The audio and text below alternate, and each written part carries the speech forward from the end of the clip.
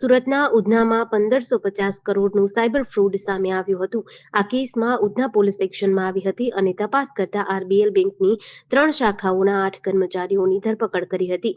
આ કર્મચારીઓને 8મી ઓગસ્ટ સુધીના રિમાન્ડ મોકલવામાં આવ્યા હતા. હવે પોલીસે આ કેસમાં 1.5 લાખ પાનાની ચાર્જશીટ કોર્ટમાં રજૂ કરી છે. ઉધના પોલીસે સાયબર ફ્રોડનો ગુનો નોંધ્યો હતો. હાલ તમામ આરોપીઓ જ્યુડિશિયલ કસ્ટડીમાં છે. આ કેસમાં ઉધના પોલીસે બેંક મેનેજર સહિત 8 કર્મચારીઓની ધરપકડ કરી હતી. ત્યારબાદ તેમના રિમાન્ડ મેળવવામાં આવ્યા હતા. પોલીસ તપાસમાં સામે આવ્યું કે આરોપીઓ નાણાંની ખોટી રીતે લેવડ દેવડ કરવા માટે કરંટ એકાઉન્ટ ખોલી આપતા હતા. અગાઉ પકડાયેલા આરોપીની તપાસમાં સમગ્ર મામલો ખુલાસો થયો હતો, જેમાં કિરાત જાદવાણી અને દેવ્યસ ચક્રાણી સાથે મળી ફ્રોડ બેંક એકાઉન્ટ ખોલતા હતા. સમગ્ર મામલે એસઆઈટી દ્વારા તપાસ હાથ ધરાઈ હતી. સાયબર ફ્રોડના તપાસમાં એક બાદ એક મોટા ખુલાસા થયા હતા.